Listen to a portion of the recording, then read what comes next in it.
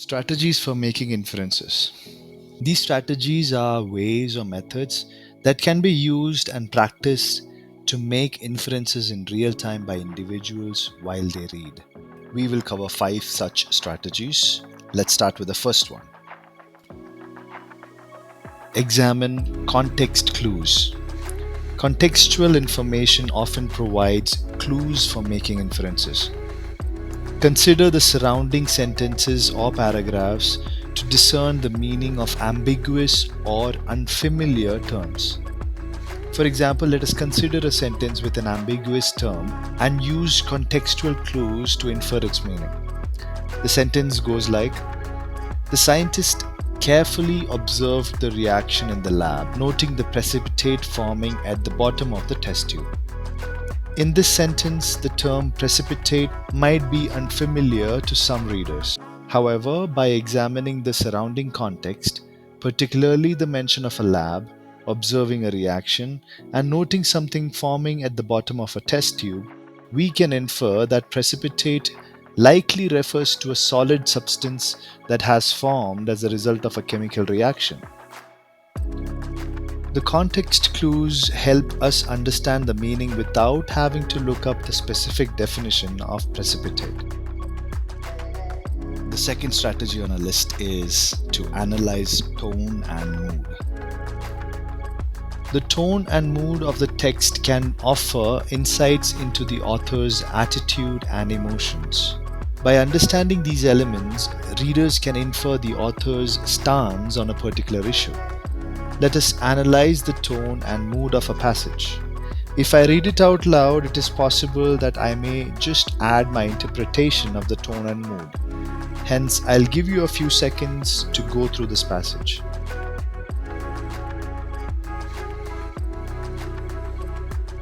Tone.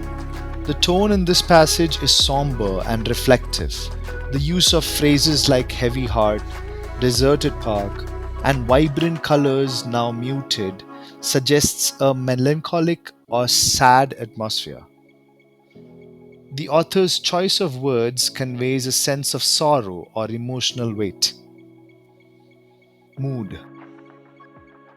The mood evoked by this passage is one of nostalgia and longing. The description of the deserted park, the muted colors, and the silence creates an atmosphere that is reflective and wistful. The reader may feel a sense of sadness or yearning as the author reflects on happier times. By analyzing the tone and mood, readers can gain insights into the author's emotional state and perspective, allowing for a deeper understanding of the passage's underlying emotions and themes. The third strategy is to consider character actions and dialogue. In literature, characters' actions and dialogues often reveal more than what is explicitly stated. Infer motives, emotions, or relationships by analyzing what characters say and do. Look at a brief passage and analyze character actions and dialogue to infer motives and emotions. John clenched his fists as he entered the room, his jaw tight. "I can't believe you went behind my back like that," he said, his voice low and controlled. Samantha avoided eye contact, fidgeting with a pen. "I had to make a decision, John. You were never around when I needed your input." John's eyes narrowed. "This isn't just about the decision, is it? What's really going on here?" Let's analyze. In this passage, John's clenched fists and tight jaw and his accusation about Samantha going behind his back suggest that he is upset and possibly angry. His controlled voice indicates that he is trying to maintain some level of composure. Samantha's avoidance of eye contact and fidgeting with the pen suggest discomfort or guilt. Her explanation about needing to make a decision and John not being around indicates a potential source of conflict between them. John's probing question, "What's really going on here?" implies that he suspects there's more to the situation than just the decision making. This dialogue and action combination hints at underlying tensions, unspoken emotions, and a complex relationship dynamic between the characters. By analyzing both the actions and dialogue, readers can infer the characters' motives, emotions, and the nuances of their relationship, going beyond the explicit statements made in the text. The next strategy we'll be looking at is to evaluate the cause and effect relationships. Identify cause and effect relationships within the text. Inferences can be drawn by understanding how events or actions lead to certain outcomes. Consider a passage and evaluate the cause and effect relationships within it. The passage. As the storm intensified, the wind howled through the trees, snapping branches and tearing leaves away. The heavy rain started to overflow the gutters, and soon the streets were flooded. Panic ensued as residents scrambled to secure their homes and find shelter. Let's analyze. In this passage, there are multiple cause and effect relationships that are evident. Cause: the storm intensified. Effect: the wind howled through the trees, snapping branches and tearing leaves away.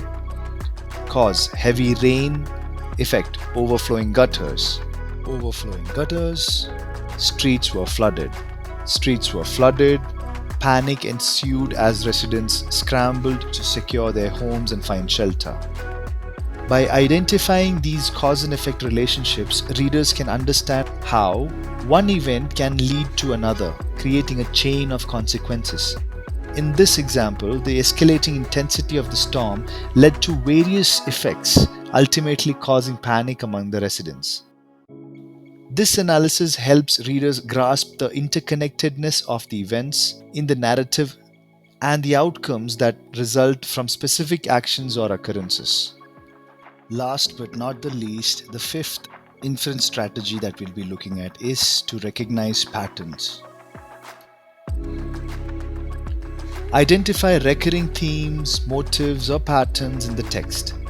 These can provide valuable clues for making inferences about the author's overarching message. Look at a passage and identify the recurring theme. The passage. In the small town of Willow Creek, every summer brought the same ritual. The locals eagerly anticipated the annual summer fair, with its colorful lights, lively music, and the intoxicating aroma of cotton candy. Families gathered for the festivities, creating a sense of unity that transcended generations. As the sun set on another summer, the townspeople reflected on the enduring traditions that defined their community.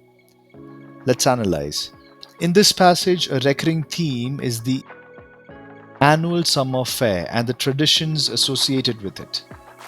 The author describes how every summer brings the same ritual of the fair, emphasizing the anticipation, the sensory experiences, lights, music, aroma, and the sense of unity among the townspeople.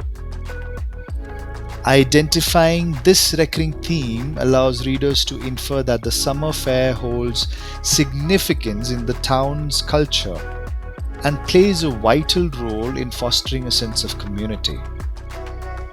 The emphasis on enduring traditions suggests that the author may be conveying a message about the importance of shared experiences and the continuity of cultural practices in building and maintaining a community's identity.